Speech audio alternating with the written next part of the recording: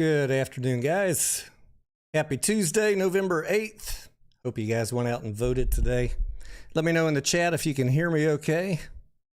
Give me 1 second to get my screen set up here. There we go. Keith, Dutch, Doc Zeno, Yuka, Kathy, Sergeant Beef, what's up? Alex, Keygen, F and GM, Woodstonk, Big Daddy Smurf, what's up, buddy? Edward, Puff Bear, Christian Princess, what's going on? All right, so I'm still waiting for the financials to drop, but we got a press release. You guys probably have already seen that. I'm going to go through that while we're waiting the next 15 minutes for this call to start.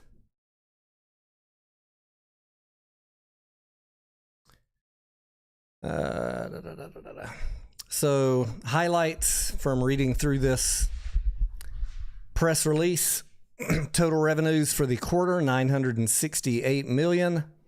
Net loss, $226 million. Adjusted EBITDA decreased by $7.5 million to a loss of $12.9 million. Net cash used in operating activities. This is the one that's a little bit bigger than I thought, but I think it's because of the money that they used to pay off that ODIM facility. I'm sure we'll hear Aaron talk about that a little bit more, but it was $223 million. Operating cash burn, $179 million. And available liquidity, including, I'm not going to include the undrawn capacity. It says available liquidity, $895 million. Really what we want to know is how much cash is left, right? And I think that says that down in here somewhere.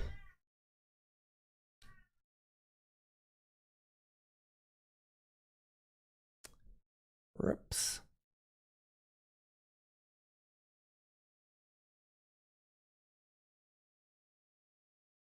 I think it was in the 600 million range. I just had it.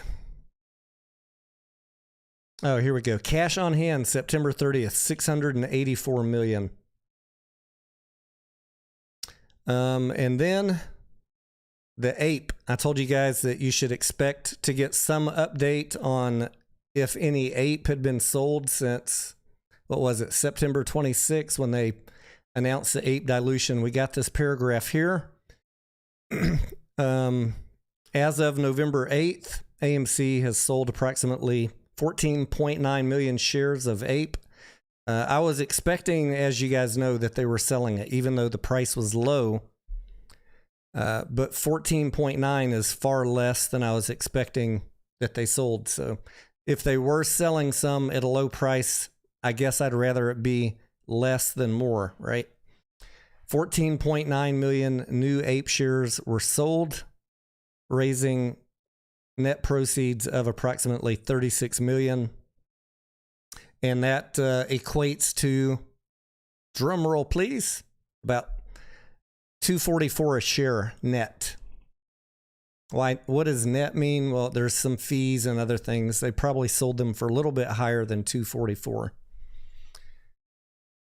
But for those of you that were hoping he was privately negotiating blocks of sales off the books to lenders at a premium price, $15, $20, name your price. That's just not the way it works, as I've been trying to tell folks for the last 6 weeks. But I can only do so much of trying to talk common sense. And I told you we'd find out today, and here it is. Not as great as any of us would want to see, but it is exactly what I was expecting, around $244 a share.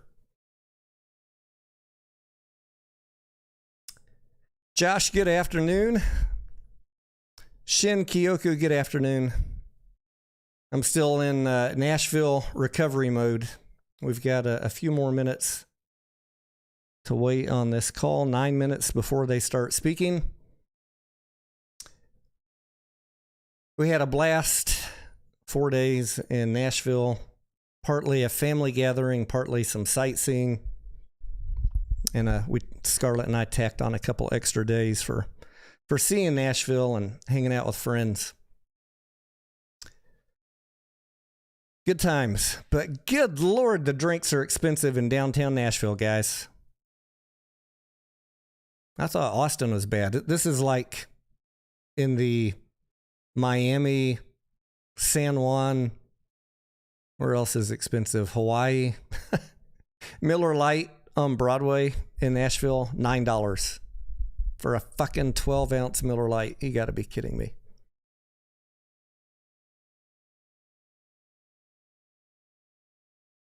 Steve Works, good afternoon. Tyler, the deaf guy, says, Tony and everyone, we're still hanging in there. We are still hanging in there. We want to see what Adam Aaron has to say. The quiet period is now over. I know everybody was all upset. You know, Adam Aaron wouldn't tell you anything. Well, once the quarter ends on September 30th, they can't say anything about anything until the earnings day. So, you know, people were trying to calculate all these APE quiet period dates. It's irrelevant. The quarterly quiet period was in effect, and they can't talk about shit till today. So now we'll be able to hear. Maybe he'll answer some of your questions. I know a lot of you guys have questions about FTDs and APE sales. Well, you got the APE sales. Let's see if he talks about FTDs. I hope he does, because I'd rather you guys get the answers that you want. I'm afraid that if he does talk about them, it's not going to be what people want to hear. But that's not my issue. That's between y'all and Adam Aaron. Backyard Boogie, what's going on? And the other thing I've been working on this morning, as you guys know, I did my first of many Hycroft deep dive videos. I didn't want it to be a 1-hour video last week before we left.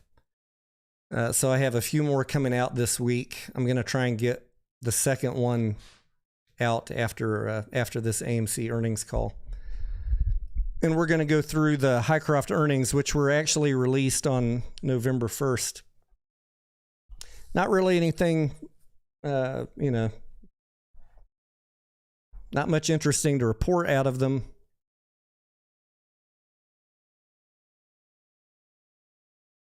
But I want to explain a few things because there's a lot of misinformation going on about Hycroft earnings and what's up for them in the next 12 months. And, you know, good or bad, I just want you guys to have the legit info of what to expect. And then, you know, as we have been saying for a long time, misguided expectations is what gets people emotional and makes them leave plays. If you have grounded expectations and you're listening to someone who's telling you exactly what's going to happen based on grounded reality, corporate documents, executives' words, then when things play out and you weren't, you know, basing your expectations on clickbait, pie in the sky, conspiracy theory shit, well, then when grounded, normal, expected shit happens, oh, okay, well, Tony told me this is exactly what it was going to be. So that's cool. I get it. I'm still in the play. I see the vision of where they're going. And you know, you guys deserve that. You deserve at least one channel who's going to tell it to you straight. Might not be as entertaining, and I get that. But I'm not here to entertain. I'm here to provide the best facts that I can, the best rational explanation of what's going on in these plays to you guys.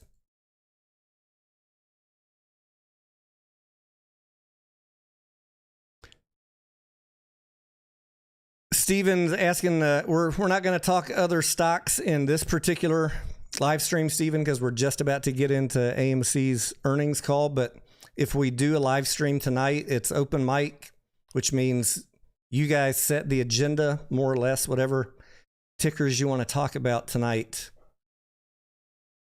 I'll either do one by myself or with Mass Loren or somebody. Whatever you guys want to talk about, I'll field your questions, and I'm happy to talk about MMTLP or GTII or Mullen or whatever is on your mind.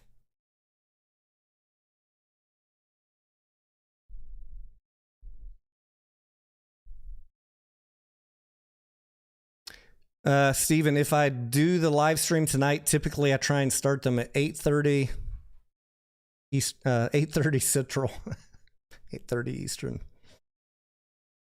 8:30 Central. Other notes from this press release, like I said, the financials still haven't dropped, so I can't see everything in detail. Just this 8K, which is basically this press release. I don't like going off of filtered company press releases. I want to see what they filed with the SEC, because what they can do with these press releases is show you a flavor of what they want to see. So I don't go by these, but that's all we got to work with right now. Did I have fried catfish in Tennessee? Shin Kyoki, we had a lot of Nashville hot chicken, but I did not have fried catfish.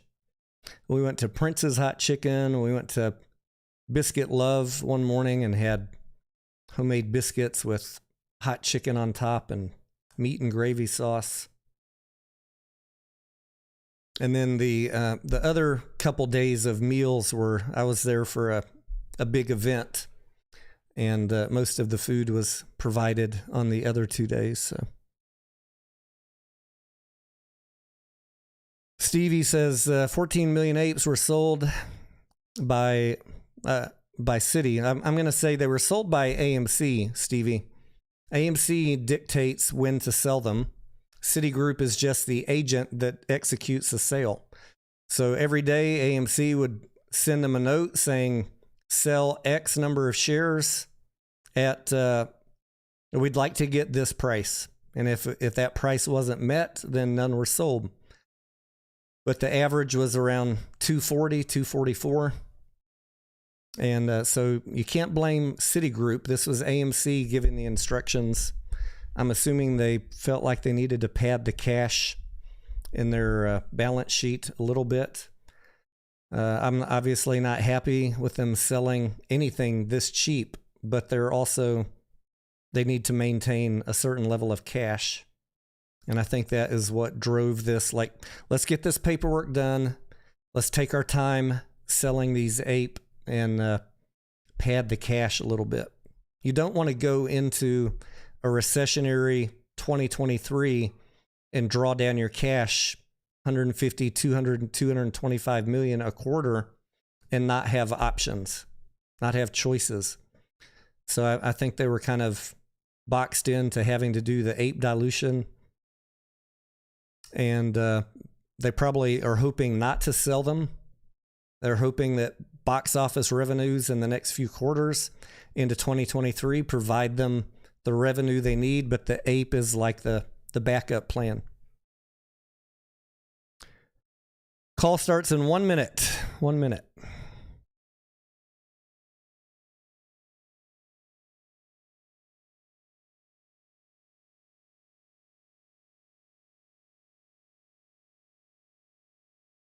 All right, let's see if the hold music is off. Nope.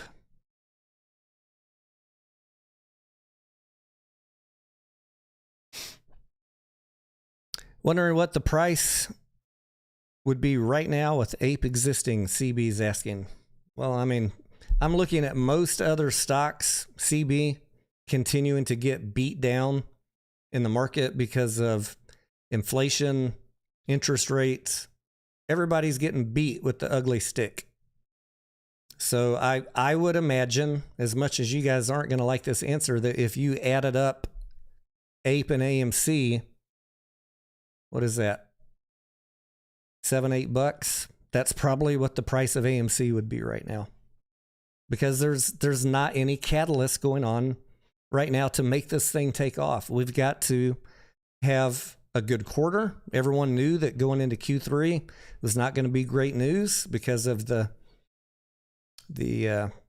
light movie schedule. So it probably would have been right about where it's at, as much as you don't like to hear that. All right, here we go. Can you guys hear this okay?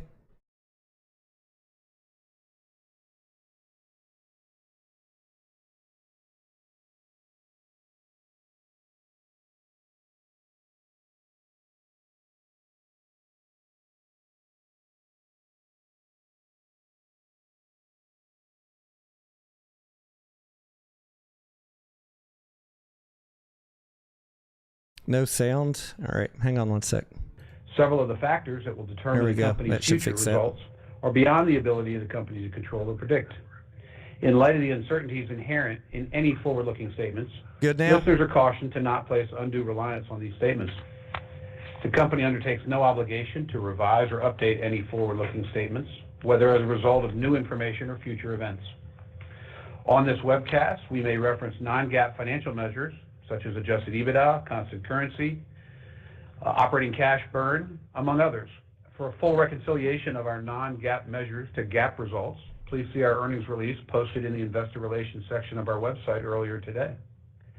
After our prepared remarks, there will be a question and answer session. This afternoon's webcast is being recorded and a replay will be available in the Investor Relations section of our website at amctheaters.com later today. With that, I'll turn the call over to Adam. Thank you, John. Good afternoon, everyone, and thank you for joining us today. Even with the third quarter financially being flattish, we join you on this call today brimming with confidence that the recovery of AMC Entertainment is well underway. AMC welcomed more than 53 million guests to our theaters around the world in Q3 of 2022, a 33% increase compared to the third quarter of 2021. On our last quarterly webcast, we were encouraged that the July industry-wide domestic box office was down only 12% from the pre-pandemic July of 2019, but we also did predict quite correctly that there would be a dearth of big movie titles being released in August and September of this year. Even so, we also were ebullient about the movies coming out in the fourth quarter of 2022 and in calendar year 2023, and that is precisely our view again today. Despite a lackluster August and September, we're seeing that the industry-wide box office is already on a rebound, both domestically and globally, clawing and climbing its way back. In looking at the fourth quarter of 2022, it's worth noting that Warner Brothers' Black Adam, released in mid-October, had the highest domestic box office opening weekend gross of all time for any movie featuring Dwayne Johnson as a leading man. I also can confirm today that our advanced bookings at AMC and Odeon for Black Panther: Wakanda Forever are frothy and robust. We are about as certain as we can be that the so-called Black Panther 2 will be one of the biggest movies of the year, and that its ticket sales might even cause it to rise as high as the second biggest movie of 2022, behind only Top Gun: Maverick. And of course, Q4 will continue with Disney's Strange World, with James Cameron's Avatar: The Way of Water, and with Damien Chazelle's Babylon. Anchored by a strengthening fourth quarter of 2022, let's get a better sense of this recovery by briefly going back to the beginning. Recall that when the pandemic hit the scene in early 2020, the industry-wide domestic box office, which is the basic measurement of the size of our industry, fell by more than 4/5 for the full year of 2020, leading to the lowest box office grosses since 1981. But in comparing to 2020, the domestic box office more than doubled in 2021. Our expectation for the full year of 2022, when this year is all over, is that the domestic box office will have dramatically risen and increased yet again, by not quite, but almost by 75%. And while no one's crystal ball is perfect this far in advance, based on our analysis of the movie titles currently expected to be released in 2023, we think that next year's box office should grow yet again by between 15 and 25%, and possibly by even more. Our confidence in looking ahead stems not only from a growing industry-wide box office, but also because of the demonstrated agility of the AMC board and management team to skillfully navigate our way through crisis. Since the beginning of the pandemic, we have taken bold and decisive steps to ensure a recovery for AMC Entertainment by taking action after action after action to enhance our marketing appeal and our operating profitability, while at the same time brilliantly raising capital. Over the last 2.5 years, AMC took in some $2.2 billion of new equity proceeds and another $2.6 billion of debt financings. In addition, we were able to amicably negotiate almost $1.5 billion of further benefit from asset sales, government support, and concessions from both our lenders and our theater landlords. Accordingly, at the end of the third quarter, AMC had just under $900 million of liquidity. Having ample liquidity is a bedrock of strength. We will use ours both to continue to grow, but also to continue to delever. Our smart financing activities include the recently announced refinancing just a few weeks ago of our $400 million Odeon term loan in Europe, taking the debt paid off to $144 million so far this year in total. And there is also the introduction of our preferred equity units, or APEs, in August. In launching them, we said that the creation of APEs was nothing less than an all-defining moment in AMC's future, as it gave us a new currency to help AMC to grow, to delever, and to raise capital. We also said at the time to those who feared mindless dilution that we would treat our new APE preferred stock, that we would treat it as precious, and we will continue to do so. So far, we have raised only $37 million of equity proceeds from the sale of APEs into the market. We have indeed been careful. As to APEs specifically, each AMC preferred equity unit was designed to have essentially similar economic and voting rights as an AMC common share. But markets are markets. They act on their own accord, and they are out of our direct day-to-day control. Even so, we continue to be convinced that over time, the availability of APEs will serve their purpose for AMC Entertainment well, to help AMC to grow, to delever, and to raise capital.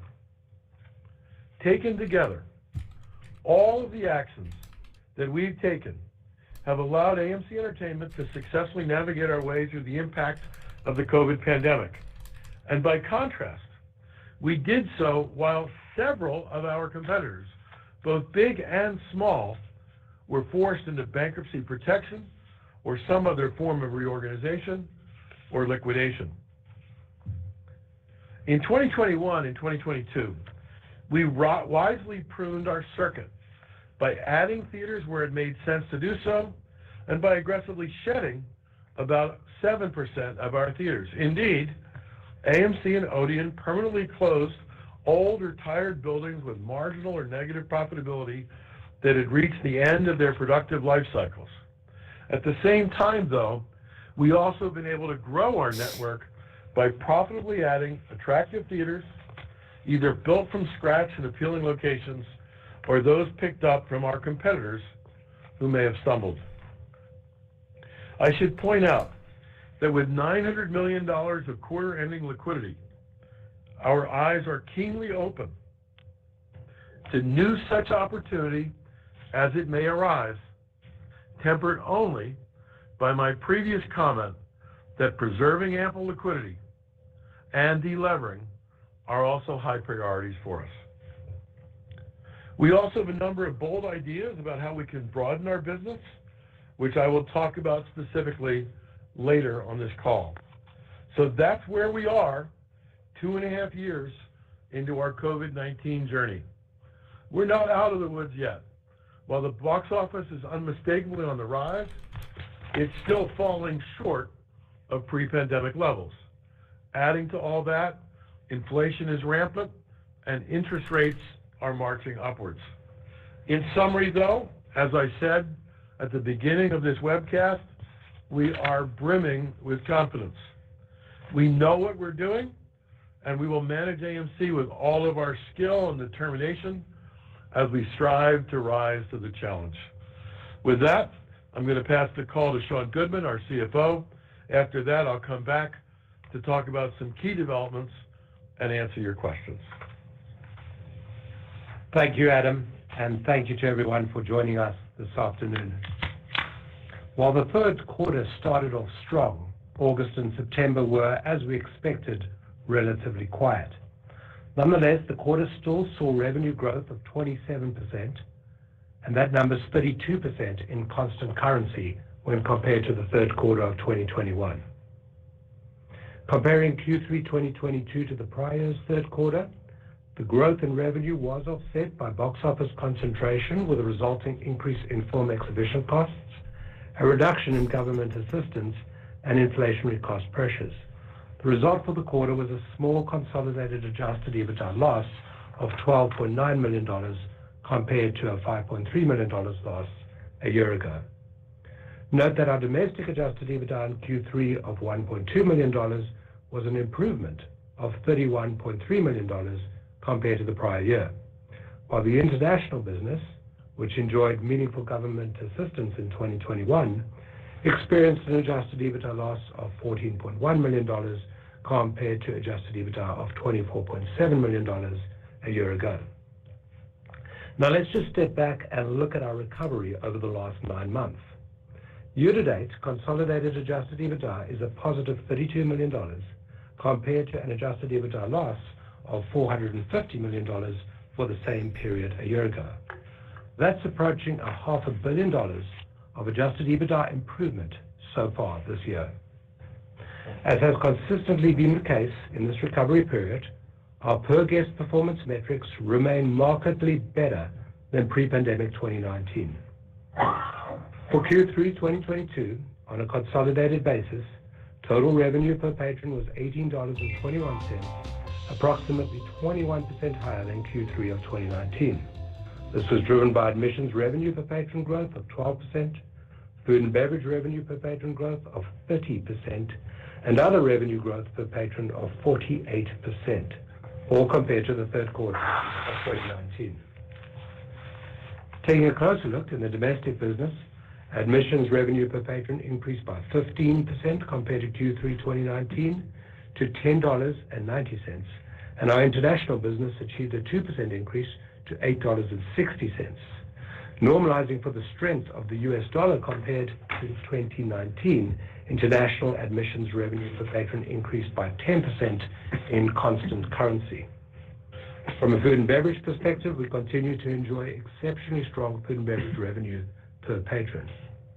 In our domestic markets, food and beverage spend per patron in the third quarter was $7.11. That's 33% higher than average spend in pre-pandemic Q3 2019. And in the international business, food and beverage spend per patron was $4.10. That's nearly 15% higher than Q3 of 2019 and nearly 24% higher on a constant currency basis. Finally, domestic other revenue per patron increased by 54%, and international other revenue per patron increased by 37% and 48% in constant currency. Going forward, we are focused on continuing to drive strength in these key performance metrics through one, ongoing development of our industry-leading AMC app, website, and loyalty programs. Two, enhancing the guest experience, including our innovative food and beverage offerings. Three, providing the very best possible sight and sound experiences through premium offerings such as IMAX, Dolby Cinema, and AMC Prime. And four, growing revenue through diversification initiatives, such as renting out our theaters during off-peak times, marketing and promotion initiatives. All of the above to be achieved while paying very close attention to our operating efficiency. Note that premium format attendance represented 14.9% of domestic attendance in Q3 2022, compared to 12.6% in the third quarter of 2019. And in our international markets, premium format attendance represented 9% compared to 8.4% in the third quarter of 2019. Let's talk about the balance sheet now. We ended the quarter with liquidity of $896 million.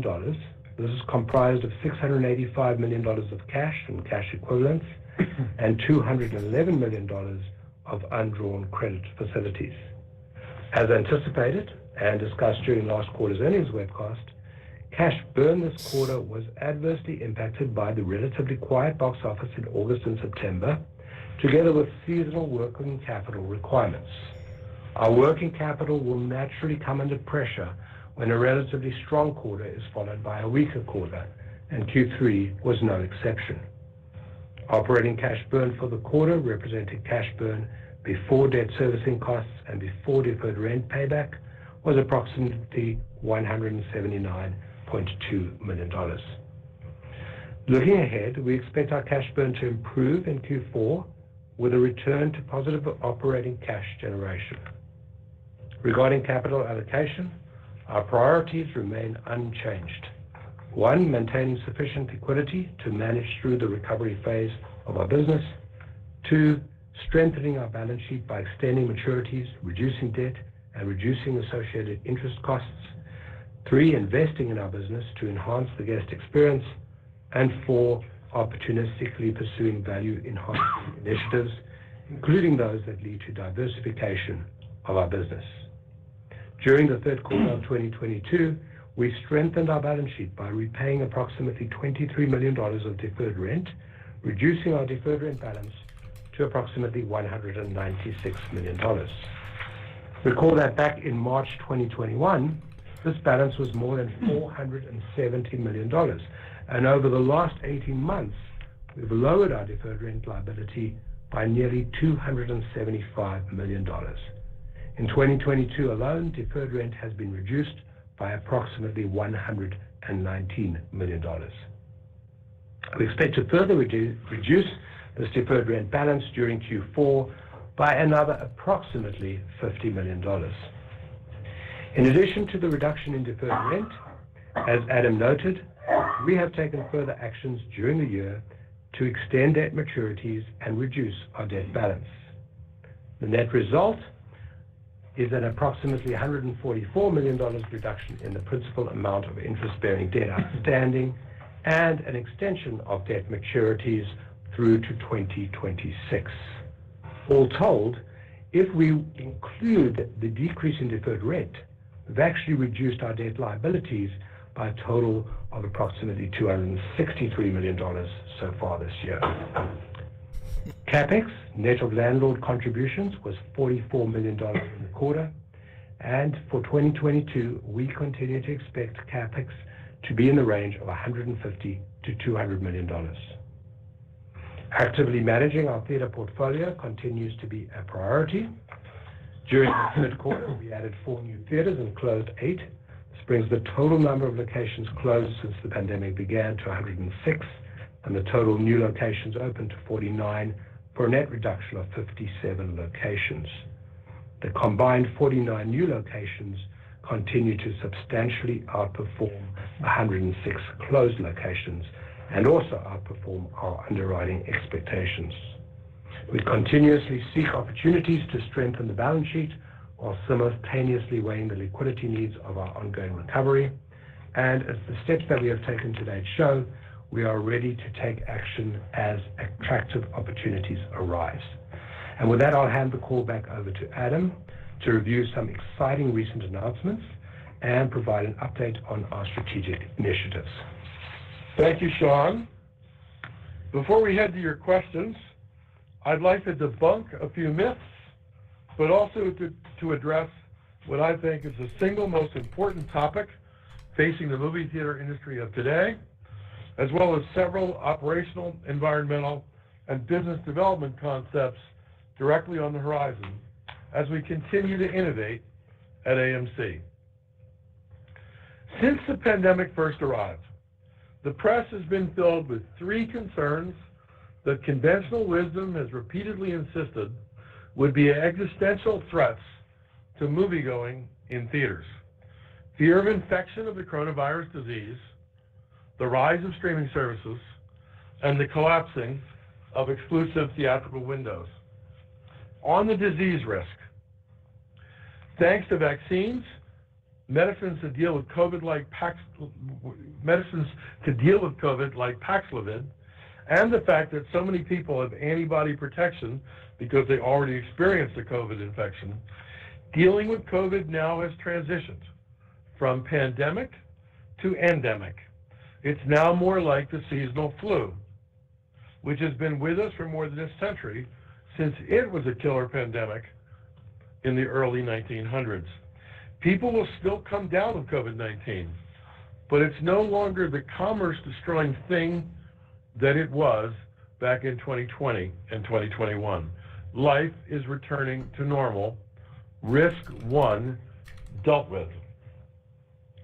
On the streaming services risk, we have long said that the consumer's voracious appetite for content is big enough for movie theaters and streaming services to coexist harmoniously together.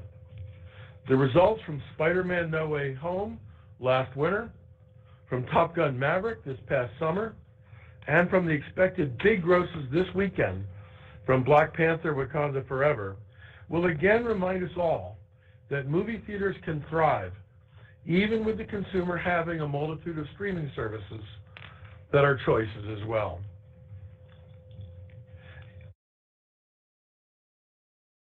As opposed to streaming services being a threat, we think they're a potential ally for AMC Entertainment. This month, for example, we're showing our first ever Netflix movie at AMC, the sequel to Knives Out. We recently announced that we will be showing Paramount Plus's smash hit Yellowstone in our theaters. Last December, we played Amazon's Being the Ricardos, which starred our very own heroine, Nicole Kidman. And of course, Amazon also now owns MGM, whose movies appear prominently on our AMC big screens. Theaters and streamers can thrive simultaneously and can thrive together. Risk two, dealt with. And as for the risk of collapsing windows, during the height of the pandemic, several studios experimented with going to simultaneous home and theatrical release, or found themselves forced to sell off movie titles that originally were bound for theaters, but which went elsewhere instead. Fortunately for us, studios appear to realize how much bandwidth money they can make by taking their films to movie theaters first.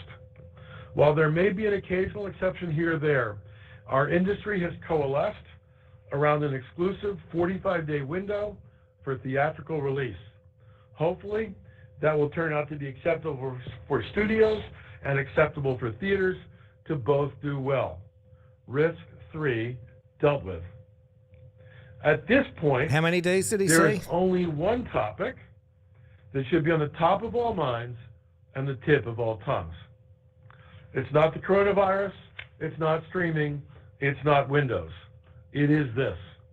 Movie theater operators need more movies. Yes. Because and good of movies. pandemic-induced production delays, the number of big movie titles being released by the major studios is still down considerably, down 20 to 30% versus pre-pandemic norms. We eagerly await more film product to show, but I also can report to you today that we are seeing considerable progress on this front. Every few months, I have the opportunity to meet in person with the leaders of all the major studios in Hollywood. Over and over again, I am hearing from them that they are doing all in their power to pick up the pace of the number of movies that they will be releasing theatrically going forward. That's the major challenge facing the movie industry right now, above all else. And there can be optimism that more movie titles, rather than fewer movie titles, are in our future. Let's turn back to AMC initiatives.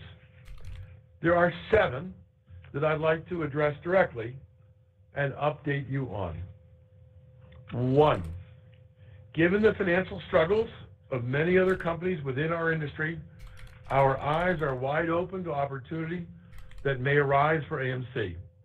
There is nothing further to report to you today on this subject, but know for sure that we are paying close attention. 2, at our existing theaters, we're doing an enormous amount of business on our premium large format screens. So we're doing all that we can to renovate existing screens and increase the number of IMAX, Dolby Cinema, Prime, and iSense screens at our AMC and Odeon theaters. 3, we have started the multi-year installation of laser projectors broadly across thousands of auditoriums in the AMC system. They dramatically brighten and sharpen the images on our screens, thereby greatly improving the moviegoing experience for our guests. Laser projection is also the biggest single green initiative that AMC has ever launched, as they decrease energy consumption and they eliminate the need to dispose of depleted halogen bulbs in landfills. 4, just yesterday, we announced a truly exciting partnership with Zoom, in our view, the world's leading video communications platform, to enter into the multi-billion-dollar meetings market for corporate and other meetings. With this new partnership, we are able to offer meeting organizers the best of both worlds: the spectacular communications technology of Zoom, combined with the comfort, size, scale, and state-of-the-art sight and sound capabilities of AMC's centrally located theaters. These new Zoom rooms at AMC are an all-new product that will be available in as many as 17 major cities across the United States starting sometime in 2023. Using a Zoom room at AMC, meeting and event organizers will be able to bring together decentralized workforces or customer bases in significant numbers of people from different markets, but together at the same time for a cohesive, both virtual and in-person meeting experience. It is not a well-known fact, but already, right now, AMC does about $20 million a year of meetings business, and that's limited to one movie theater at a time without the cross opportunity to link up through Zoom technology theaters in multiple markets simultaneously. We're optimistic about the growth in revenues that we can generate from the very substantial meetings market. Additionally, we're in the final throes of development of an AMC branded credit card. So item 5 on my list of 7, I am pleased to tell you today that we firmly expect that our new AMC branded credit card will be launched in the first quarter of 2023, if not sooner. We could not be more excited about the progress we've made in getting to this point. Full details to come when we launch. 6, much also has been written about AMC's coming entry into the multi-billion-dollar popcorn market. Our food and beverage and marketing teams have made great strides in product development, in packaging, and in our distribution plans. I fully expect that in partnership with a major national retailer, AMC Perfectly Popcorn will be on the shelves at grocery stores around the United States in the first half of 2023. Our AMC brand has credible resonance amongst consumers of popcorn, and we can't wait to see the smiles on your faces as you get to see AMC popcorn in a store near you. And lastly, update number 7. Let's briefly tell you about developments recently at Hycroft Mining. Just last week, Hycroft reported the second round of results from its drilling exploration program, the biggest such exploration program on the Hycroft mining site in northern Nevada in nearly a decade. As was the case when the first round of exploration results were announced, Hycroft uncovered more gold and more silver in them thar hills. And of vital importance, Hycroft has been finding ore deposits that are of significantly higher grade. We made the Hycroft investment recognizing the vast potential of the Hycroft asset if the company were appropriately capitalized. The results to date are extremely encouraging. I have to admit to being amused how receptive our shareholders were to our investment in Hycroft, and by contrast, how astounded Wall Street professionals were to that same announcement. Accordingly, while there's no certainty in life, nothing would give me more pleasure someday well down the road than to report to you the degree to which we can monetize our Hycroft investment, hopefully in eye-popping numbers.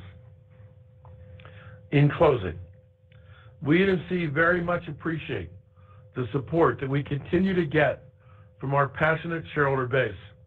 And let me say personally that it's been a particular honor for me to meet with many of our shareholders one-on-one at the movie screenings I've personally been hosting around the country, and as of next week across the globe, as my 11th such screening will be for the movie of the hour, the much anticipated Black Panther: Wakanda Forever, at the Odeon Lux Holloway Cinema in London this coming Monday night, November 14. Sean, let's now move to questions both from our shareholders and from industry analysts. Let's start with questions from our shareholders.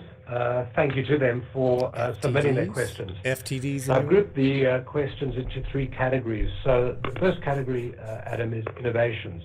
And the first question there is, where do you see AMC expanding in the future? And what categories of innovations are in the pipeline to enhance the business? So these items were sort of addressed in my earlier prepared remarks.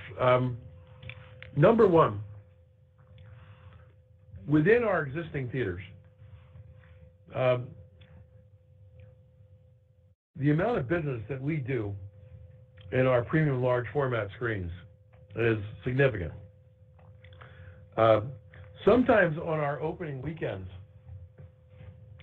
even though our premium format screens represent only 10% of our auditoriums, sometimes they're producing as much as 50% of the gross of our films across the network.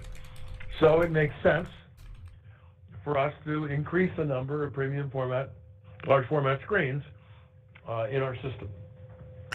And that we're doing. We're going to introduce more IMAX screens, more Dolby Cinema screens, more iSense screens, and more Prime screens. So that's happening. Second, in terms of innovation, again, I mentioned it in my prepared remarks, but I can't say enough how big it is that we're deploying about $250 million of resource to introduce laser projection in about half of our auditoriums. This is a technical term, but the so-called light levels inside a movie theater with laser projection as contrasted with a halogen bulb, it goes up by between 50 and 100%. What's the cost savings? The pictures on the screen are sharper, they're brighter, $250 million. and What's it going to save the movie us? watching experience is that much better. We're always going to want to create an environment in our theaters that makes a consumer want to get off their couch at home and come out to a theater. And brighter, sharper pictures, especially doing so in an environmentally friendly way, is a good way to do that. And then the third major item of innovation for AMC is what we've been doing away from our theaters. Things like the branded credit card, things like Perfectly Popcorn, things like Zoom Rooms, which is in our theaters but away from movie watching per se.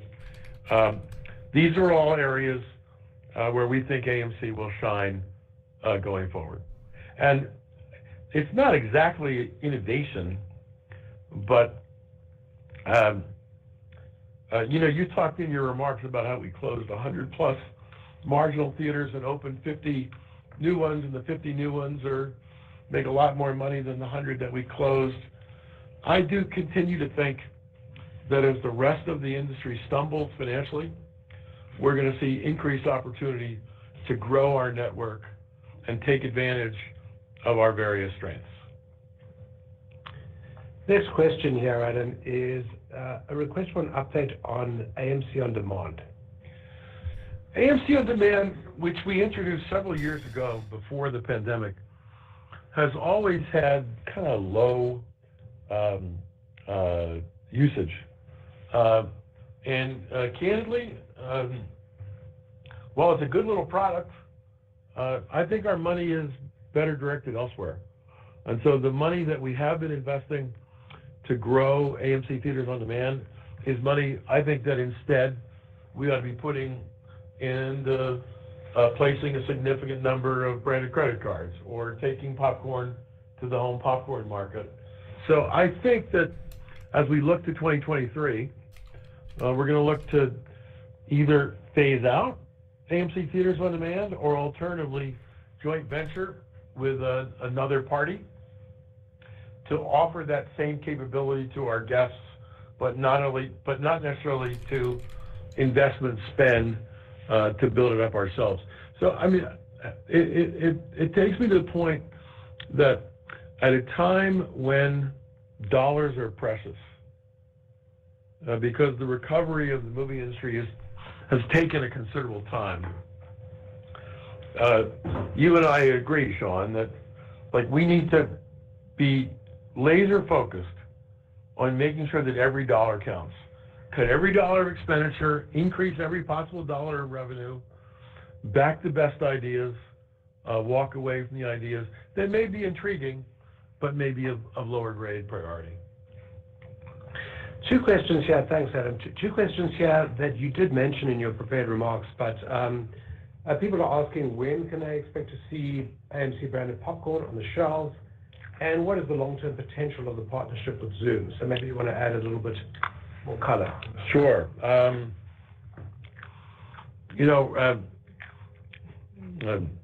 and I have been at many a taste testing of one recipe. In fact, we're in one right now. For our ready-to-eat popcorn and our microwavable popcorn that's going to hit shelves in the first half of 2023. We've seen the packaging, which I think is beautiful. We've had numerous conversations with major national retailers and are getting really favorable response. People want to carry this product on their shelves. You're going to see it in the first half of 2023. I'm supposed to caveat everything because you never know what can go wrong, but my firm expectations is on the shelves first half of the year. As for Zoom, I was in the hotel industry for a good chunk of my career. The meetings market is a multi-billion-dollar market. And for any of you who've gone to a hotel for a meeting and sat in their ballrooms or in their breakout rooms, their chairs are not comfortable. When you compare the comfort of an AMC signature recliner seat, imagine the nap you could take.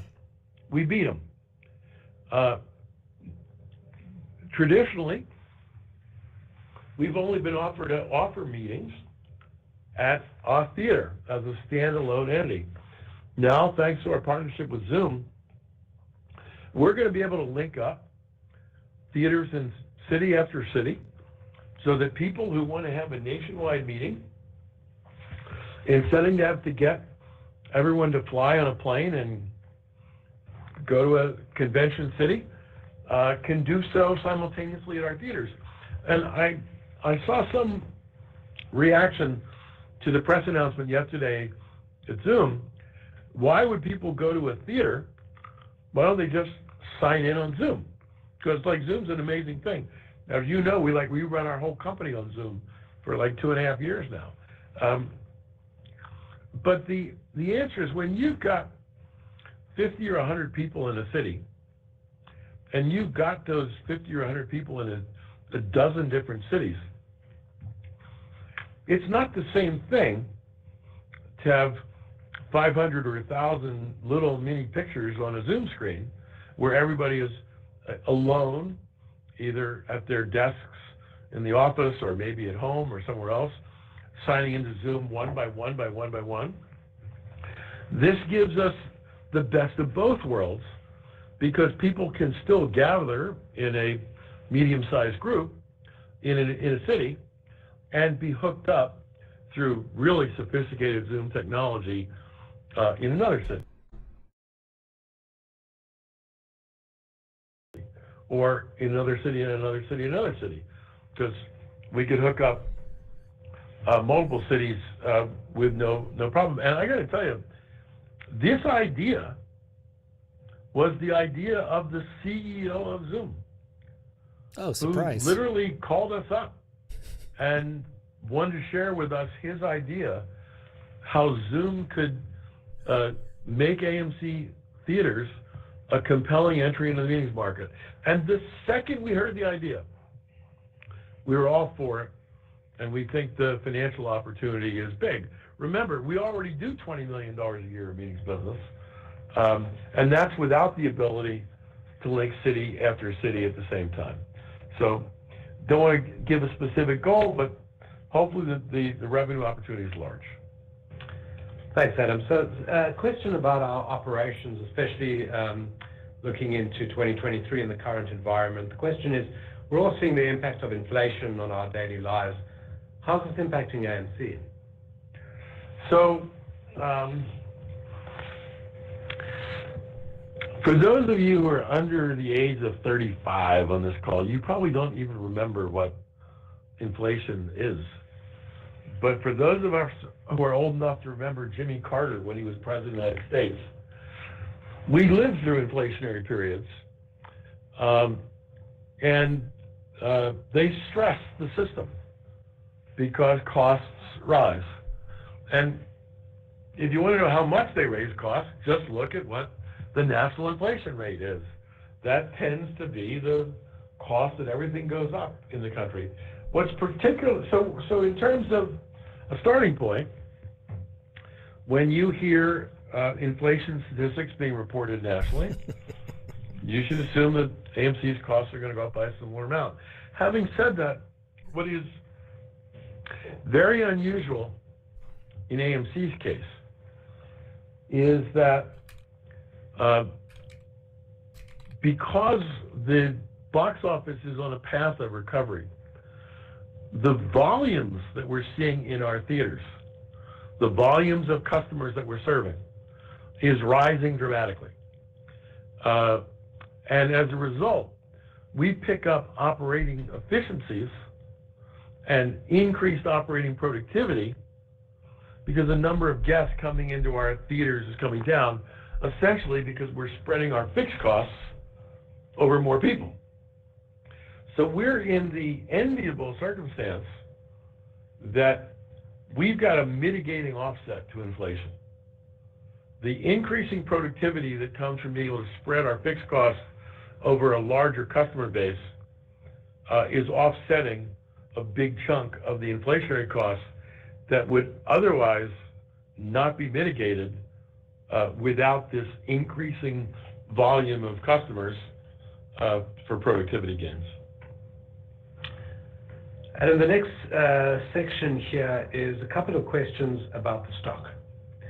And the first one here is, please explain why you believe the stock has gone down and why management has been generally silent on this matter.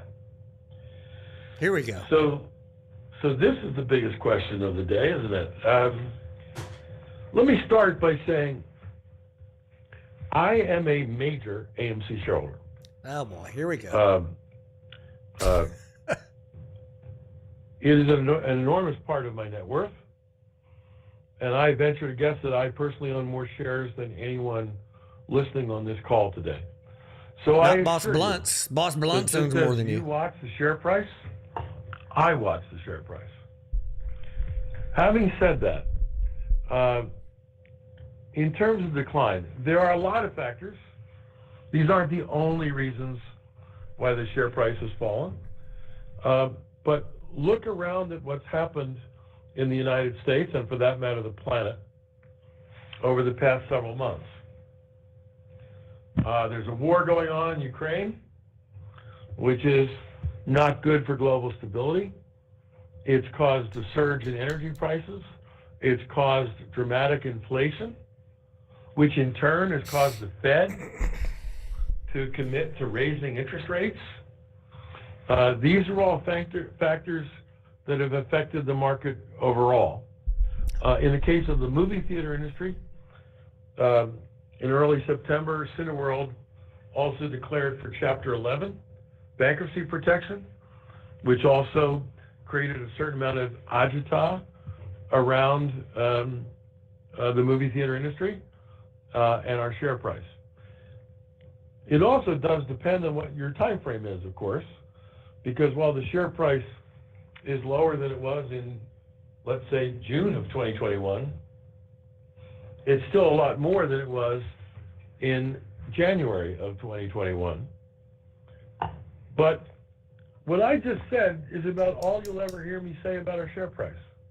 Because you asked, so like, why is management silent on this subject? There are things called securities laws in the United States.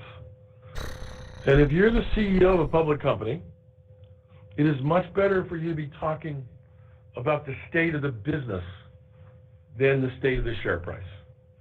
And I know this is frustrating to some of you who would like me to comment all the time, but prudence says that our focus and our public focus should be what we're doing to bring back the health of the business over the short, medium, and long term. And that's what we should be talking about. And so that, in fact, is what we have been talking about. We said earlier in the year that you should never interpret silence as inaction or indifference. We are aware this subject is very important to you and to all of us as significant shareholders of the company.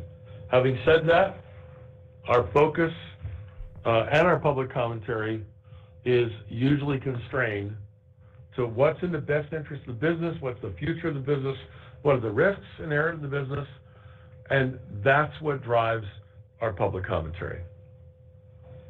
Thanks, Adam. And there's a follow-up here, which is asking, can we reverse split the APE shares? It's something that's legal to do, but interestingly, an action like that would require a shareholder vote, which should remind us all, since there are many shareholders on this call, this is your company. Day to day, we run it. We do our best on your behalf, but on major topics of governance, shareholder vote is required, and that would be one, for example, that we would have to take out to the shareholders for their opinion and their consideration, and ultimately their decision. Great. And then a question on disclosure here. Someone is asking, will you provide information on the number of shareholders and the number of shares that have been directly registered with the transfer agent, Computershare? So for those of you who don't know what direct registration of shares is, our transfer agent is Computershare, and most of you hold stock through brokerages. Some of you own stock that's directly registered with the company through our transfer agent. A primary benefit, I suppose, for you when you register your shares directly with the transfer agent, turn off your phones is that before the transfer meeting. agents do not allow for shorting of shares, whereas most brokerage firms do. And so what we've heard from some of you is that to make sure that your shares cannot be shorted, you want to register them directly with the company and a transfer agent, which is your right as a owner of a public security. We haven't given any guidance to any of you to do that or not do that. It's entirely your call. I should point out, it's a small number of people who have done it.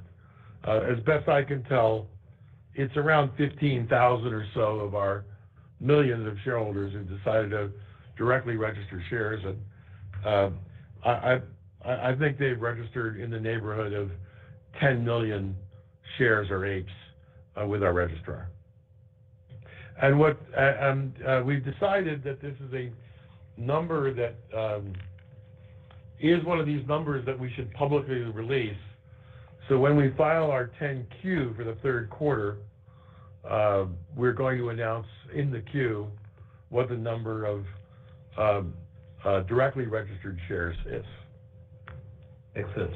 And then the last question that I have here, and then we can go on to questions from analysts, is do you have any comments regarding the acquisition of Twitter by Elon Musk? That's quite a question.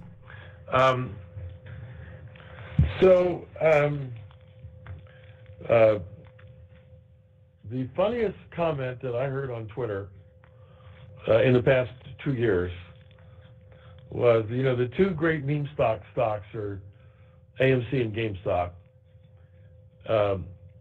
And then there's Musk, and the guy who runs AMC is Adam Aaron, that begins with an A, and Ryan Cohen, that begins with a C, runs GameStop, and of course there's Elon Musk, and somebody strung together that AMC was Aaron, Musk, and Cohen. Quite something to behold. But Mr. Musk is just taking control of Twitter. And I have no comment, really, one way or another, whether he will do a fabulous job owning and running Twitter or not. But what I can tell you is that the asset that he bought, meaning Twitter, this is the most incredible communications tool that I've ever seen. And if you just look back over the last, what is it now, a year and a half, that I've actively been tweeting with our shareholder base, we've been able to convey hundreds and hundreds of important messages to you all about what's going on in our company. And I've been able to read literally hundreds of thousands of inbound comments back to us. I spend about an hour a day on Twitter, mostly reading what you have to say. And I learn so much about what's on your mind. And of course, Twitter also gives us the opportunity not only to learn by listening from you, but also to share information with you and share news with you. And so I continue to be astounded by how impactful and powerful Twitter is as a communications vehicle. And I hope that Elon Musk does good things with Twitter, because it's a very valuable national asset if it's run well.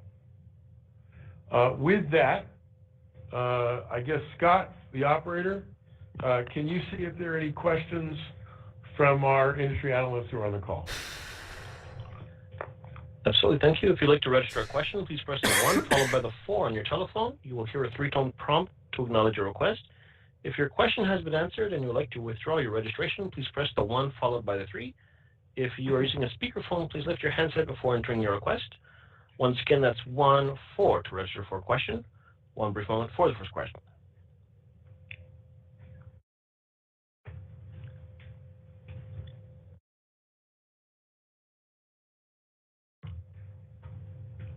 And we have a question from the line of Jim Goss with Barrington Research. Please go ahead, your line's open. Good afternoon, Adam. Hello, Jim. How are you doing? We're all good So I today. thought How are you doing?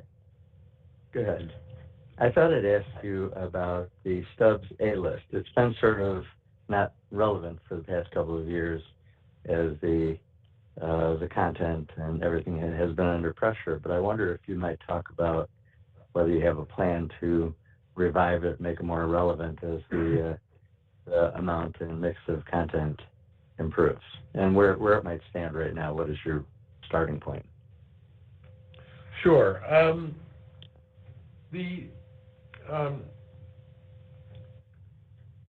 A-List was, for those of you who aren't totally familiar, A-List is our subscription program, up to 3 movies a week for a fixed price of between $20 and $25 a month, basically.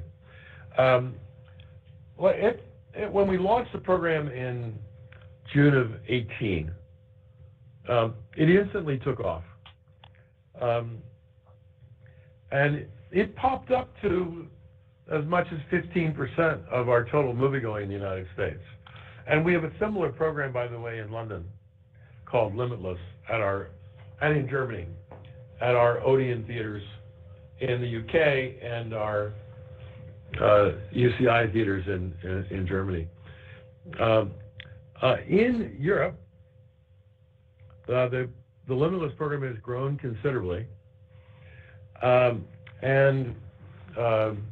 in the height of the pandemic, when our theaters were all closed, obviously there was nobody paying us $25 a month to go see 3 movies a week because all our theaters were shut.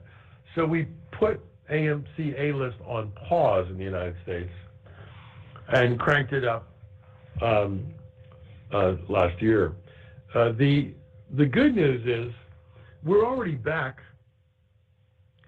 to between 600,000 and 700,000 A-listers, up from 0 during the pause. And again, we're seeing, depending on the title, 10 to 15% of our total moviegoing is coming from A-list members. So the A-list numbers have continued to rise from the second that we unpaused the program. If you look at A-listers as a percentage of our total moviegoers, it's kind of on par with where it was prior to the shutdown. And we intend to be very aggressive going forward to continue to attract people to the program. Okay, the one other thing I might ask. Yeah, sure, go ahead, Jim. Sure. Now, I was thinking with alternative content, you've had an opportunity to try a number of things for the same reason the theaters have been under pressure. I'm wondering if there are any things you've shown on your screens that you think have some promise to be more than just better than nothing else. Yes, is the answer to your question. So we had good success with the concerts that we showed, whether they were live or taped. We had good success with WWE and UFC events. And we've experimented with some professional sporting events. For all those things, concerts, the various sporting events, we need to secure what are called rights, broadcast rights, from the leagues or the owner of the IP. And in all cases, we were encouraged by the results. And so we will be on a path to try to negotiate rights with the various IP holders so that we can grow our alternative content going forward. All right, thanks a lot. Thank you, Jim. Operator, am I correct, Scott, that we're done with questions for the day? Correct, there are no further questions at this time. Great. So to all of you who joined us today, thank you. I think I'd like to close the call with 2 thoughts. I said in my opening remarks that we're brimming with confidence as we look at the recovery path that AMC is on. That's the first comment. The second comment is to keep us continuing to be encouraged and brimming with confidence. Black Panther, Wakanda forever. Black Panther, Wakanda forever. Black Panther, Wakanda forever. It's going to be a big weekend in the movie theater business. And we're excited to be talking to you today, just ahead of this new, very big movie being released theatrically. Thank you for joining us. We'll look forward to talking to you again next quarter. That concludes the call for today. We thank you for your participation. I ask that you please disconnect your line.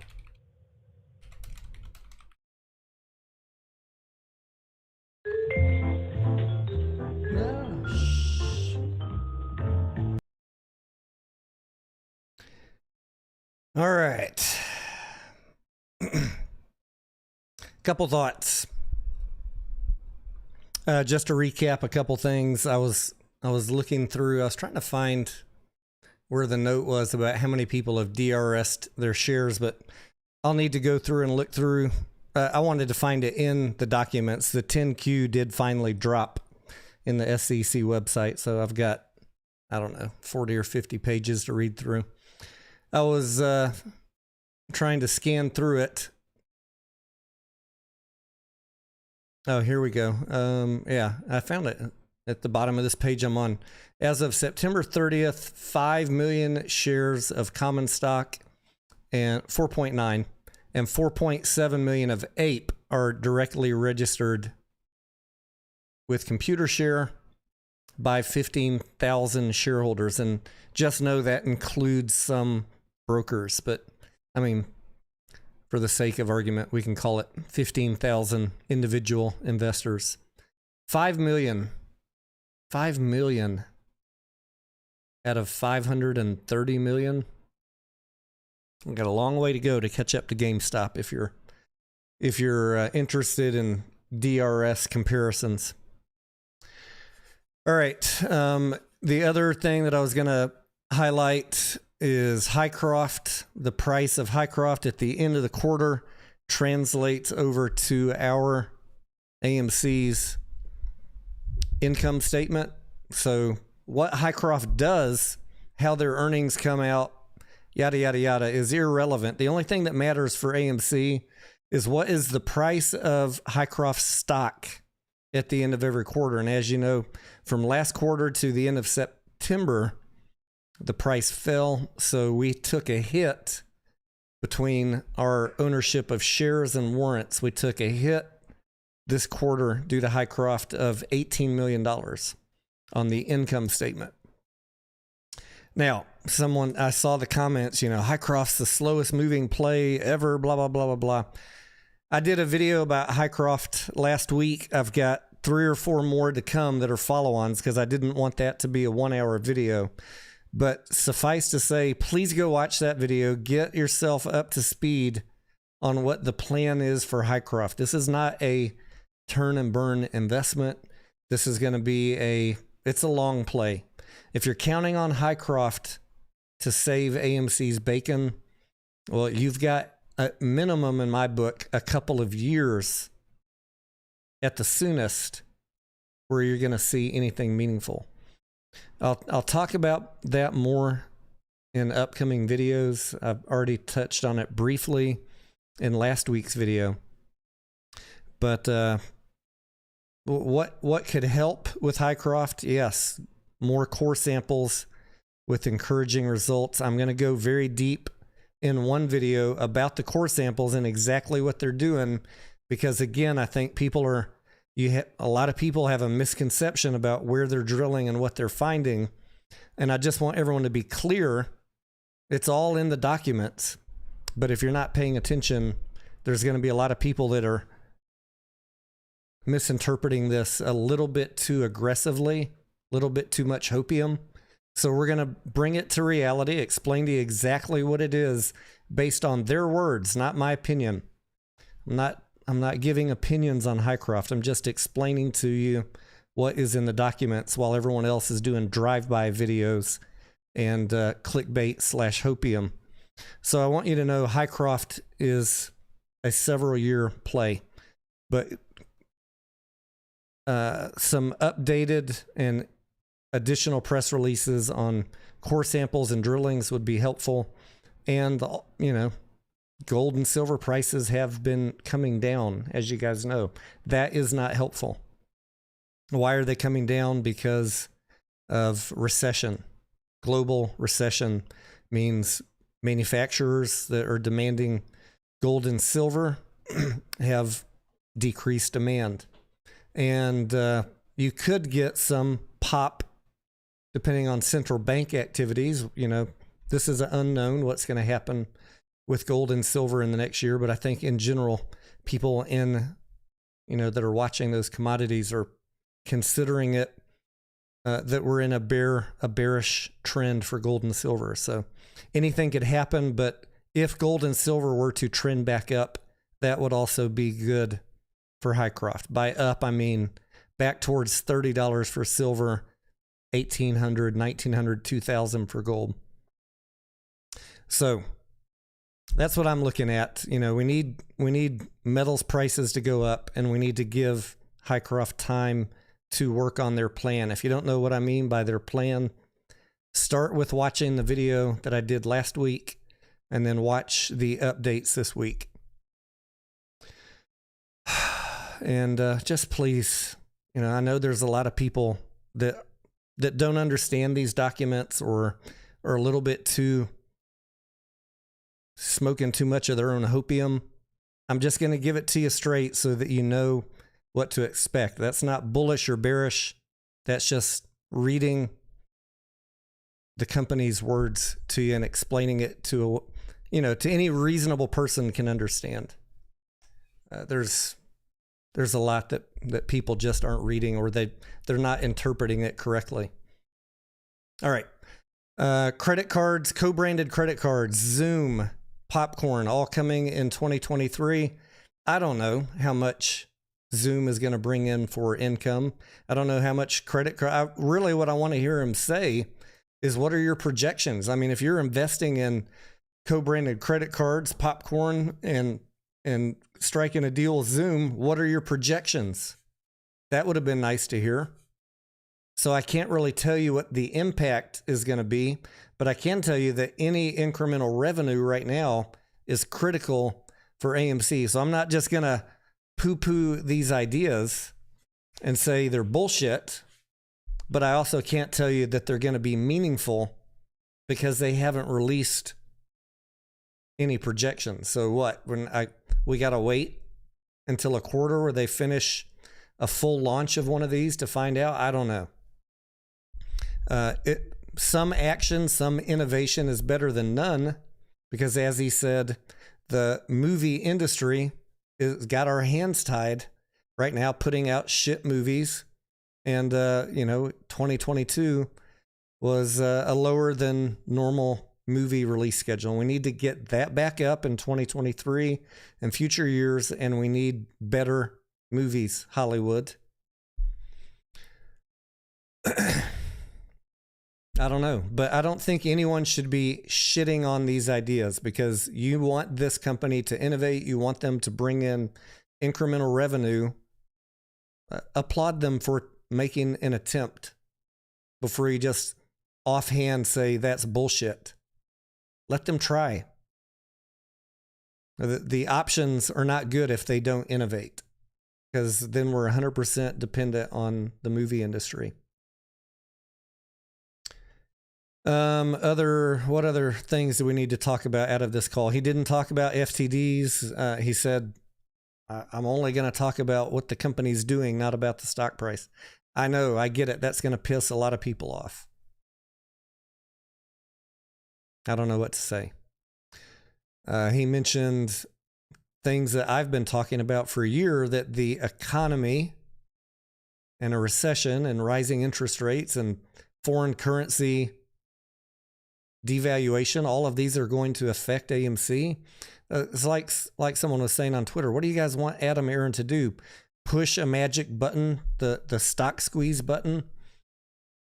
You got to look around at what is going on in the economy, and almost every company out there struggling with all these same issues, and be a little more realistic. Now, I get it.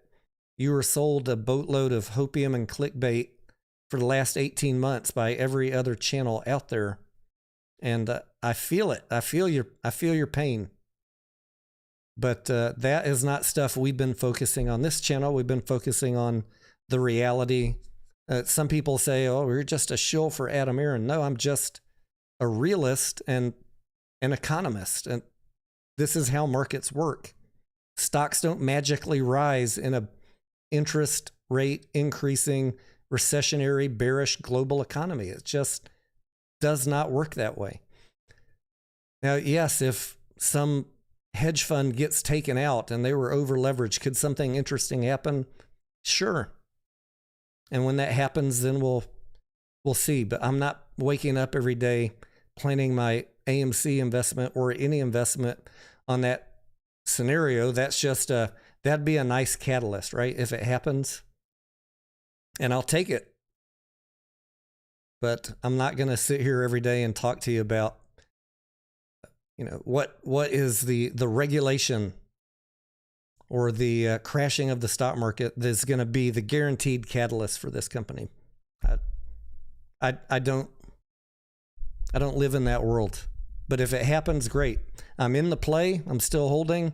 Short squeeze plays, you speculate on them for a reason, but because you think there's some interesting things at play, but you got to size your investment in speculative plays rationally.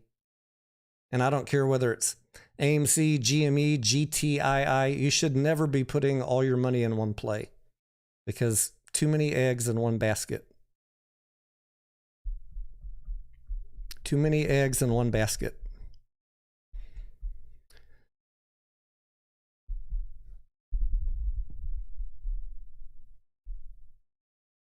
What else? What other questions did you have that he talked about today? And then we'll talk about maybe I should save that conversation for tonight since it's not AMC related. Oh, thoughts about the 15 million apes sold. Vasil, yes. So no surprise here, guys. I've been telling you he's selling ape, and I've been telling you he's been selling it at the market price. There were countless people arguing with me that he's secretly selling them in $10 million share lots for 15, 20, name your price, highest bidder wins. That is not reality. And I know a lot of people on Twitter especially are angry at me for saying he was selling ape at the market price. That is how these things operate. So I am happy that it was far less than I was expecting. I was expecting about 2 million a day for 6 weeks. So what is that? 20, 30 days. I was expecting 50 to 60 million shares to be sold and not very happy about it, to be perfectly blunt. Not very happy about any shares being sold at the $2.40, $2.50 range. So I'm glad that it was only 14.9 million. Why are they doing it? Well, look at the cash position. Cash for AMC is now down under $700 million. A year ago, we had $1.5 billion. I'm sure that when they wake up and go into the office every day, they're in Kansas, they're thinking about, we're burning through our cash, and we got a lot riding on Q4 and Q1 saving our hide. And they need a backup plan. They need the ability to raise cash. Clearly, what I'm seeing is since they only sold 14 million or so, they're not pressing that plan. They're not just like flooding the market with ape. That is good. I'd rather them sell it into a run up than sell it for $1.50 or $2. But clearly they sold some, and you got to understand their position. They have to maintain a certain amount of liquidity due to all the debt covenants, and they're sitting there watching the sand fall through the hourglass of cash. 1.5 billion a year ago just under 700 million now. That's not going to last if there were a few more bad quarters. So you need, and I need, and Adam Aaron needs a blockbuster revenue in Q4 and Q1. We really do. We need to slow down the cash bleed.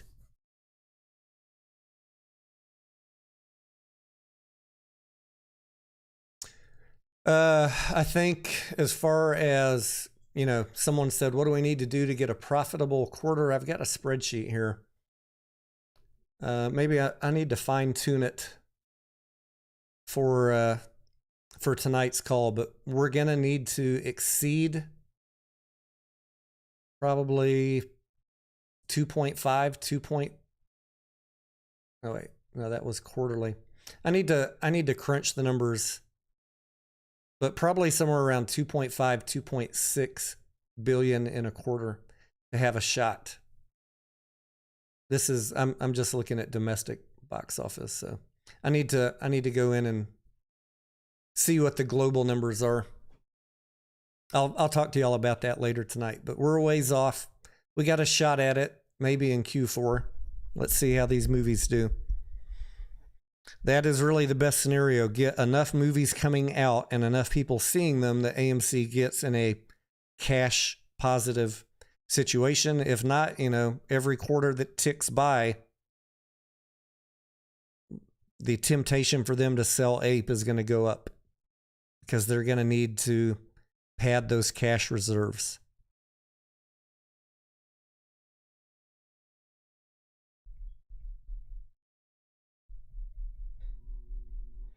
Anthony says, buy AMC gift cards for Christmas. As long as people use them, Anthony, that's good.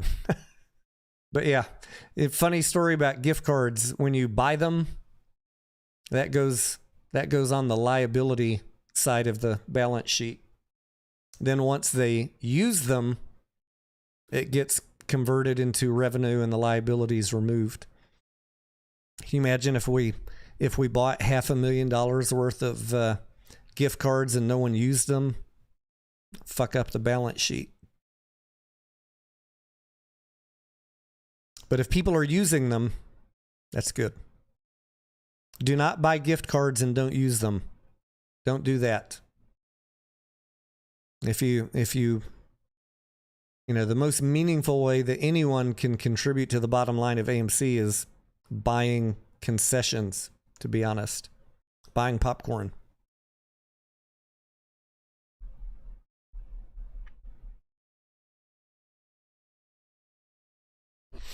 I want to know, he said he's spending $250 million on lasers, laser projectors. Okay, great. I've been to a laser theater. We have them here. It's all right. It's a little better than a halogen bulb theater. But I want to know, Adam, what is there a cost savings for this? I don't know how much those halogen bulbs cost or the disposal of them. I get it. The laser, you know, you've got a laser that's basically lasts for years and it maintains the white and black at a crisp level for the duration of the life, pretty much, of the projector, versus halogen bulbs, which have a degradation in quality over their useful life. But I want to know, if we're spending $250 million, is this just a feel-good green thing? Because I really don't want to hear about it if that's it. Tell me you're saving money on cooling, telling me you're saving money on bulbs and disposal. Explain it to us, Adam, in a way that we can understand why you're doing it, besides just green.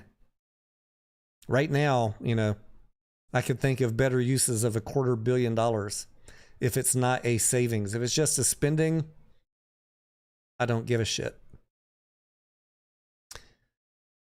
I don't know. I don't know the answer to this, but is each projector room individually thermostated? It'd be, you know, if you can decrease cooling in the projector room by cooling costs by adjusting the thermostat up a couple of degrees, That's some small benefit. But is it a huge benefit when you consider the massive size of the theaters and the lobbies? I don't know. I'd like to see a breakdown, Adam Aaron.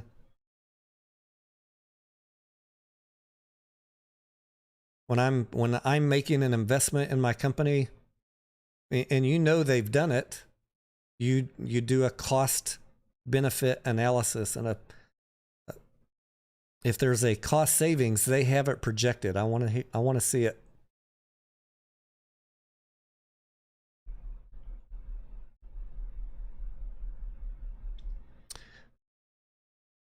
It is, yes, it is. Probably does use less electricity, Sammy. Plugging in a laser projector versus a bulb projector, probably. I was thinking about cooling the room also. They don't need to be serviced as much. So why can't he tell us? You know, we're anticipating saving $100 million a year for the next 5 years by spending this $250 million. That would make me feel a little better.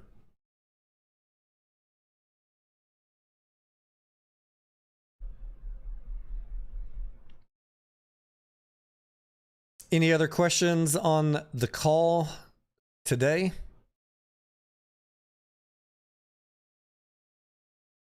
Specific to AMC. If you have other tickers, we can talk about that later tonight. Probably in about 3 hours. We'll do the evening open mic, any topic call. As far as, you know, just general thoughts, Q3, we've been saying for a long time, and so has Adam Aaron, don't expect a lot out of this. The movie schedule was a little light.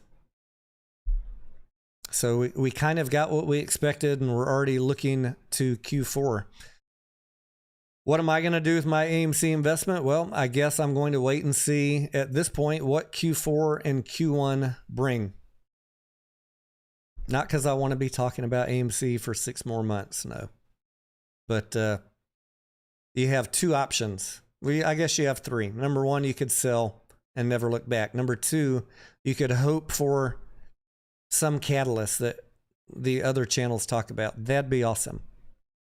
But number 3, the world of reality is that I live in, at least on this channel, is fixing the fundamentals of the company is a surefire way to ruin a short thesis. So if option 2 doesn't happen, I'll let the other guys talk about that. I'm not going to rain on their parade. But if that doesn't happen, we're going to be watching the fundamentals over here. And I'm going to need to see some dramatic continued improvement into Q4 and Q1 to show that they can get to a revenue positive situation, an earnings positive situation. Otherwise, you know, I don't know. What do you guys think? Do you want to be holding AMC for 5 years, waiting on the company to fix, to have enough movies to get cash flow positive? I mean, maybe some people will, maybe I will, I don't know, but there's a lot being said about Avatar. That should be, that and the Wakanda Forever should be a pretty good indication of what a couple good blockbuster movies do for AMC and how close they get us to a positive quarter. I really feel like, you know, that'll give us a good window into the progression of this company into recovery. They can't keep losing money forever. That's not going to work. Or if they do, there's going to be a massive sell of APE to raise cash. So Bug Hollywood. This, you know, I know everyone wants to hate on Adam Aaron, but we're the recipient of movie titles. We show the movies at AMC. You know, he can't push a magic button and create blockbusters. You guys need to be bugging the film companies. revenue will follow the movies. You saw that with Maverick.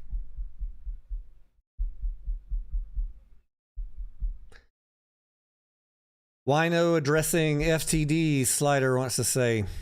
I don't know. I mean, he said it. He said the comment many times, blah, blah, blah. You know, we have no evidence of synthetic shares or I don't know. I don't know what to tell you guys. He doesn't want to talk about it. I'm sure he will get a lot of hate heaped on him for not talking about it today.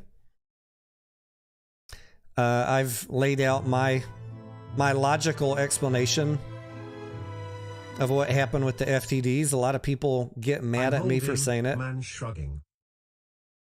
Paolo, thank you. I appreciate that. When I look at the FTDs with the first date being 8/24, which was Wednesday, which would be T+2 from Monday the 22nd when the shares dropped. I think there was certain brokers that were selling shares that they didn't have or that hadn't cleared, and probably they just didn't have them. Could be because of the delay in AMC and ComputerShare getting them to all the brokers, but it was trading and they knew they were coming. You saw brokers in Europe. You guys saw the tweets where they said, we're not trading till Wednesday because we haven't received cleared shares yet. You guys remember that, right? Oh, I think there were brokers in the US on Monday that said, fuck it. Well, we haven't received all the cleared shares yet either, but people want to buy and sell it. So we're going to facilitate that because we know we're going to get them on Wednesday. And that created a fat stack of FTDs on Wednesday. And then they received the shares and they were able to close them out. That's my logical explanation. You can choose the crime explanation and we can still be friends.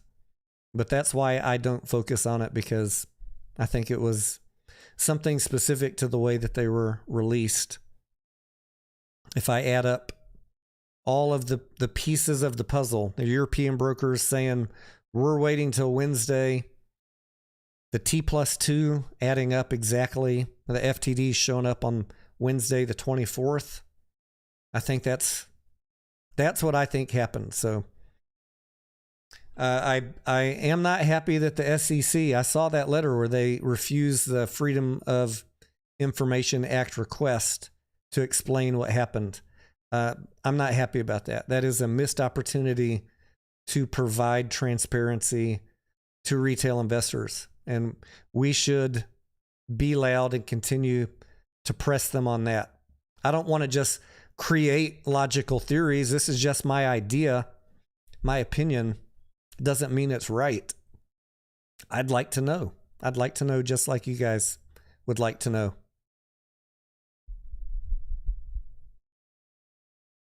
Meanwhile, we're on all sides of the realm. We all come up with theories from the conspiracy to the logical, and no one knows what is correct.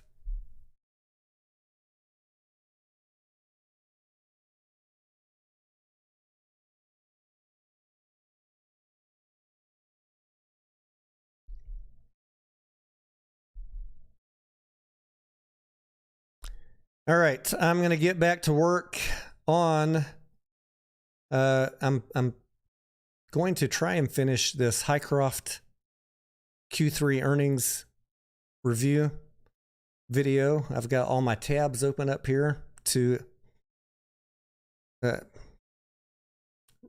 unfortunately, it's just me reading to you what the company said.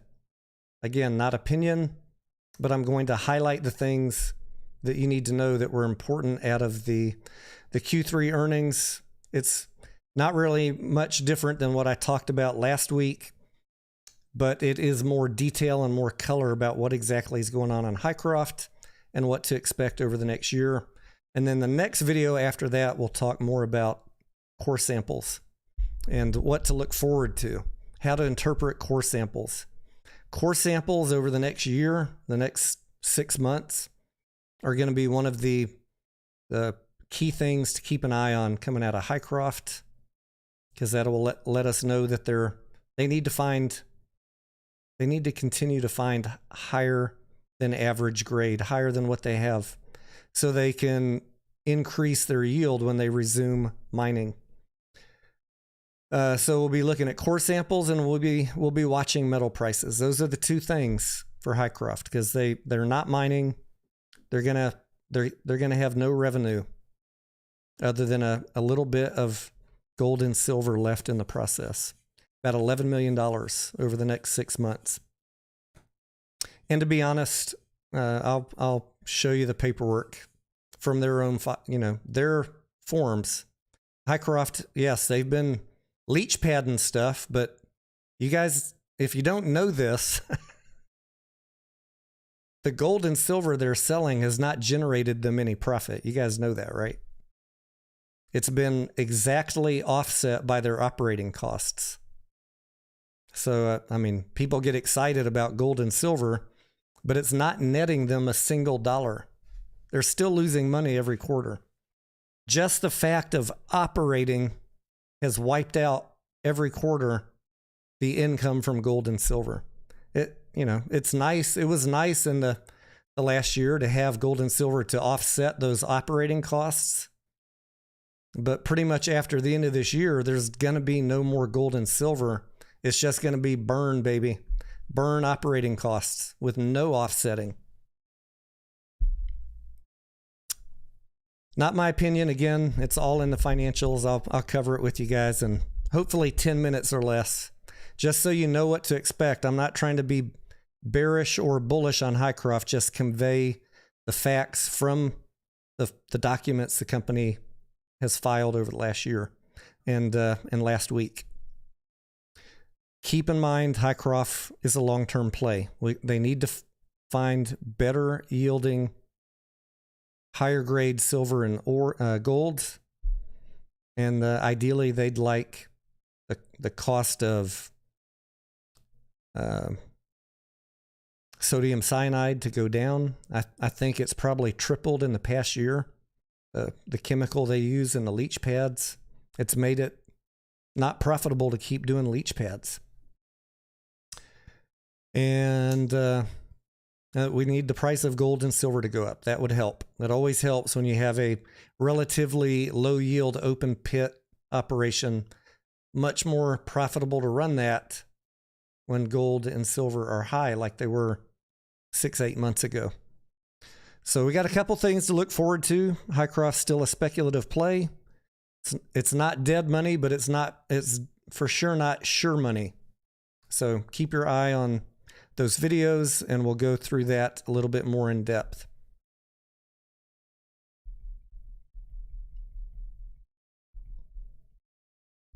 Nana 8, they have to find a better way to separate the gold. They know how to separate it, Nana. They know how to separate it, but you're on the tip of a very important point that I covered in last week's video on Hycroft.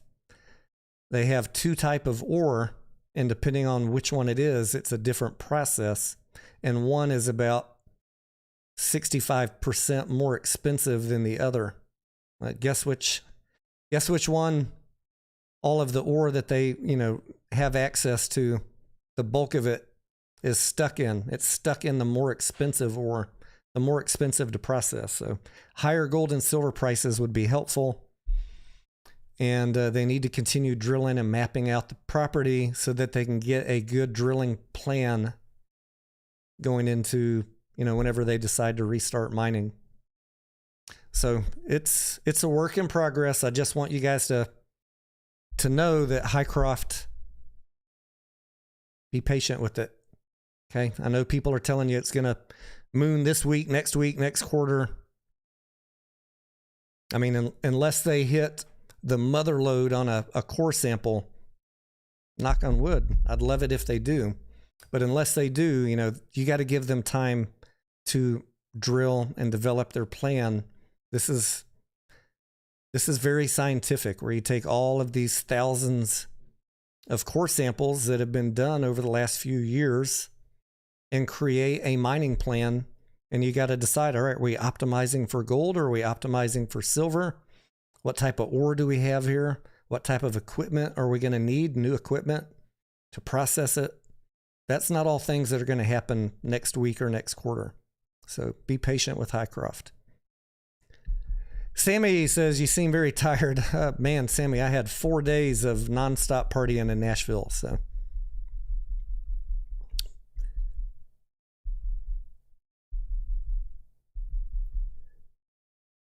Massalorian, give me a call if you want to stream tonight, 8:30. I'm going to try and get a little more work done on this Highcroft thing. And we will see you guys. I'm going to have another Bang Energy. Try and wake up for you guys for tonight. Thank you for tuning in. We will see you shortly.